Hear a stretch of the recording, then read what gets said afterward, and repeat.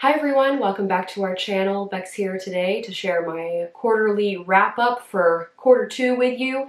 This one is going to be majority BookTube prize quarterfinal reads. There were 6 of them that I had to get through, and so I will be talking about those and the rankings that I gave them. And then at the end I do have 2 other books that I managed to finish between April and June. I'll start with the BookTube prize books. I'll talk about them in the order that I ranked them from worst to best. 4 of the 6 BookTube prize reads I borrowed from the library, some of them on audio, some of them as physical books, and 1 as a mixture of both. The 6th book, so the worst one of the bunch that I had to read, I thought was Dinners with Ruth, a memoir on the power of friendships. This is written by NPR correspondent Nina Totenberg, who you will possibly have heard of, especially if you are well versed in American politics or listen to NPR a lot. Nina's been a journalist since the mid-1960s, and in this book you can see how she ended up going down that path. You learn about her early life and sort of the decisions that led her to being this journalist.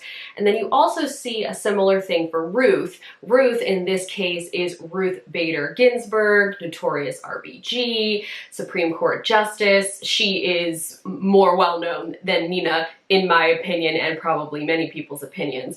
And so we do see that story for Ruth and get some of her background and how the two of them ended up crossing paths. And although this book says Dinners with Ruth, talking about the power of friendships, it definitely does talk about the power of friendships, but it expands a lot more beyond Nina's relationship with RBG, and I feel like this title is a little misleading because I thought it was going to be much more just about them and what happened with them, their friendships and their lives, but there's a lot of name dropping in here to sort of explain situations, scenarios, points, and it got a bit tedious. As somebody who grew up in America, I know some stuff for sure. I wouldn't consider myself ignorant, but there was a lot of name dropping in here, and at a certain point I just didn't care. I feel like you really gotta know about American politics if you're gonna read this book and actually attempt to enjoy it, and I didn't get what I thought I was gonna get from this, and so for that reason I ended up ranking it last. I gave it a 2.5 out of 5, and I didn't include this in my ranking, but Nina reads her own audio book version, and her voice is really not great for audio. I thought it was kind of, I don't know, it just felt like reedy almost, and I did see at least one other person on Goodreads comment on that as well. And yeah, I just don't feel like she was a great audiobook narrator, but the one benefit of her reading her own book was that when there were emotional moments talking about her husband or Ruth or other people in her life, you could feel the emotion in her voice. So that was more impactful in that way. The book just didn't end up focusing on exactly what I expected it to. It was a bit tedious, and yeah, audiobook, maybe not the recommended format, in my opinion. Numbers 4 and 5 are kind of interchangeable for me. I flip-flop about which one should go where, but on my official submission, I did put An Immense World, How Animal Senses Reveal the Hidden Realms Around Us. This is written by Yong. He's a science journalist, and you may recognize his name from the book I Contain Multitudes, which he also wrote. He also narrates the audiobook for this, and I thought he did a fantastic job. He has a very good audio narration voice. I thought this book did an excellent job of sticking to what you would expect based on the title, exploring how animals likely sense and experience the world based on hundreds of years of research. The book opens talking about how you're in a room and talks about the different animals that are in that room, including a human being. The human being happens to be named Rebecca in the opening pages, and that really threw me because that's my name. So I was like, whoa, what? But it was just using it to explain how you've got a human in the room, you've got an elephant, maybe you have a snake, etc., and just how all those different creatures would be experiencing that room maybe in a different way from how we as humans would. And the author uses that as a launching pad to then have different in-depth discussions about different things related to animal senses that we are aware of and senses that we're not really aware of, like echolocation. The reason that this book is not as highly ranked is just because with nonfiction books, I tend to prefer books like that that focus on humans. And because this book was so animal focused, I found my thoughts drifting. It was a little harder for me to focus on it. I read this as an audiobook because I felt that if I had to physically read it, it would be even harder for me to stay focused. And just as an example, one of the things that I really remember from the book is the one part that talked about a human being. There is a man who's blind, and he uses echolocation very, very effectively to function in his day-to-day life, and I thought that was fascinating. And so that's one of the parts that really stuck with me, and of course it happens to be about a human being. But if you are somebody that loves science nonfiction, loves reading about animals, and just learning about all different things related to that, because this book talks about everything from like whales and elephants to bees and spiders, so you have a huge range. If you're into that kind of thing, this book would be perfect for you. It's just, for me, it's not quite my type of nonfiction, but it's still very well written. The audiobook was great to listen to. The author's funny, and so yeah, overall a good time. I gave it a 4 out of 5. Number 4 is one of the books that I did purchase for myself because there was a huge wait at the library and there was no audiobook to be found. This is We Don't Know Ourselves, A Personal History of Modern Ireland by Fintan O'Toole. This was the last book that I started of the 6, and I will have to admit, this is definitely a faux pas for the BookTube Prize, but I am still reading this book. The author was born in 1958 in Ireland, and so each chapter is more or less a year in his life and also a year in Irish history. So he's talking personally about things that are happening to him, but very much in the relation of the greater scheme of things that's happening in the country, like politically, socially, economically. And there is a lot of references in here to things that I don't know. I have been to Ireland. I was 12, so my understanding of how Ireland functions politically, you know, not the strongest, but I have been there, I have experienced the culture to some degree, so that's fun to read about, but it also is referencing a lot of things that if you're not Irish, if you're not from the UK, would probably be really difficult to even know about. And so those things, it's slowing the book down for me because I'm just having to take more time to absorb things, to understand things, to make connections, but there is a lot of interesting stuff in here. There's a lot of discussion about Ireland and how it has grown as a nation since this author was born, how it was basically losing its population because so many people were emigrating to other places to find work because Ireland as a country was so poor. Also talks about its relation to England and how they just didn't want to associate themselves with the British at all, and in that way they ended up sort of becoming more American and embracing a lot of American things because they were shunning the British things so hard. But then you also have the influence of the Catholic Church and how intense it is. At this point in the book, I am in the early 80s, early 1980s, so there's been a lot of talk more recently about the Troubles, and that is something that I am aware of. I have read Patrick Radden Keefe's book about that, so there are certain things being mentioned in here that I remember reading about in that book, and so there's a little more connection is coming, but it's just not an easy read. I read 10 pages and my brain is like, wow, I have absorbed a lot of information here, and so that's why I'm still making my way through this book. But I put it forth because at the time when I had to rank it, it was funny, it's surprisingly funny, and I'm learning a lot of things that I find very interesting. It's just taking me a lot longer to absorb them. At this point, I still have about half the book to go, a little bit less than half the book. It's 570 pages. I'm on page 304, 305, so I'm getting there. And I know that this isn't great that I didn't finish this book before I made my ranking, but it's just how it worked out. So yeah, still pushing through on this one. I am still having a good time with it. It's just taking a lot longer than I originally thought it would. In the number 3 spot, I put How to Stand Up to a Dictator, The Fight for Our Future. This is written by Nobel Peace Prize winner and journalist Maria Ressa. Maria was born in the Philippines and ended up moving to the US kind of rather unexpectedly when she was a child. to join her mother, who was working here. Maria attended school here. She went to Princeton, graduated from that school, and then ended up going back to the Philippines. And while she was there, she kind of got into journalism, and she ended up working for CNN's Asia branch, and then eventually used that to propel her to open her own reporting agency with a few other women called Rappler. I'd never heard of Rappler before, but you might possibly have, and I learned a lot about it in this book. But the thing is, Rappler, based in the Philippines, was reporting on a lot of the things that the Philippine government was doing and sort of showing how the Philippine government was lying about stuff, manipulating the truth to sort of fit their narrative.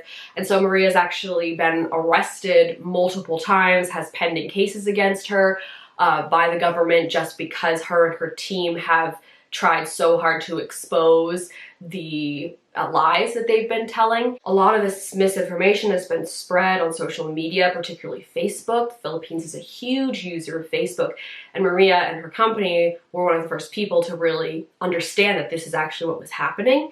And so I did have some trouble with the book when she was talking about the intricacies of how they figured this out, how they tracked this misinformation, because she was talking about like the specifics of the different sort of social media terms. So if you're really familiar with those, all of that stuff might make sense to you. For me, I was kind of like, okay, my eyes are glazing over a bit. So that part was probably the one part that was difficult for me to get through, but everything else was very interesting. To see the amount of things that she's had to go through to fight against the pressure when you have an entire government bearing down on you, having to lean on the people around you, her family, friends, her co-workers, and just how intense that would be. I will say this has to be one of the most relevant in the moment books that I've ever read. This is part memoir, but it's also discussing topics that are very relevant to right now, like the spreading of misinformation on social media, the rise of authoritarianism. And so those things hit close to home because that's all stuff that we are experiencing every day to some degree. So for that reason, it made it more difficult to read because it felt so real, but that also what makes it number 3 on this list. And I also appreciated in this book that she did break down the things that we as individuals and institutions can do to help. So for this one, I also gave it 4 out of 5 stars. In the number 2 spot, I put His Name is George Floyd, One Man's Life and the Struggle for Racial Justice. This book had 2 authors, so it was written by Robert Samuels and Toluse Olorunnipa. So this book opens on the day that George Floyd was murdered, just sort of explaining what he was doing that day. And then as things start to escalate in the story, it cuts and the authors backtrack to talk about the history of systemic racism and how that shaped Floyd's familial life and also his life specifically. So you learn a lot about him, where he grew up, where he went to school, the friends that he made, kind of the hopes and dreams that he had for himself. And so I enjoyed getting to know George Floyd as a person, not just as the icon that most of us know him to be. I appreciated getting to know him in this way, even if I didn't necessarily agree with all of the choices that he made, but it makes you feel more connected to him. It just doesn't feel like a headline. And then the story eventually meets back up with that day that he was killed. And so you've learned so much more about him, and then you see the events of the day and that moment broken down based on observations from a lot of other people that were there. And that was a very tense thing to read. I was obviously very aware of it, and so to get that very specific breakdown was like, I could feel it, yeah, like in my chest. The weight of it was pretty heavy. And then after that moment of his murder, we kind of move into the 3rd section of the book, which is about how the world reacted, the community, his family, and what sort of carried on from there. The authors interviewed hundreds of people who both knew Floyd and didn't know him, but were involved in the protests or were there on the day that it happened. So tons of information coming from many different places. The book actually won the Pulitzer Prize for general nonfiction while I was reading it, so clearly other people appreciate how good of a book it is. The reason it's not number one is because I do think it lost some momentum in the middle of the book, kind of after Floyd graduated high school and before he ended up moving to Minneapolis a little bit later. That whole middle part of the book, or at least the middle part of his story, it just felt a little confusing to me. That part kind of dragged on a little bit, but otherwise I was very engaged with this. I was learning a lot. I was angry, of course, but also very moved at times too. So that's why it ended up being number 2. I gave it a 4 out of 5. And as a side note, I'm just wondering, does anybody else think this cover is like very meh? Like the back of the book has a really pretty like artistic portrait of George Floyd, and I almost kind of wish they'd use that for the cover. I kind of get what they're saying with this cover, but I also just don't think it's going to grab anybody's eye. Like, I would not have given this a second glance if I had just seen it on the shelves. But anyway, the book that I ended up ranking number 1 is another one that I did have to buy, and that is Paradise Falls, A Deadly Secret, A Cover-Up, and the Women Who Forged the Modern Environmental Movement by Keith O'Brien. This discusses Love Canal, which is an area in Niagara Falls, New York, in which a company, Hooker Chemical, was burying literally tons of chemical byproducts in these large drums. So they were burying them on this old canal site, and then a number of years later, a neighborhood was built next to that site, including a school. And these families were unknowingly being exposed to these chemicals for years as they were leaking out of the drums into the soil, the water, and even floating in the air. And the mothers of these families picked up that something was not right. Their kids were very sick a lot of the time, like more illnesses than you would normally expect. People were smelling weird things in the air, and these mothers decided to band together to try and fight this company and get public health and the local, state, federal governments to try and help them, especially once they figured out that what it was these chemicals. During this time, we're talking like mid to late 1970s into the 1980s, these women were not very respected by the men who were in power. There were a few women that had some level of power, but a lot of it was men who believed that they were just making stuff up, especially Hooker Chemical. Of course, they didn't want to be held responsible for what they had done, and so there was a lot of gaslighting, and this took years and years and years.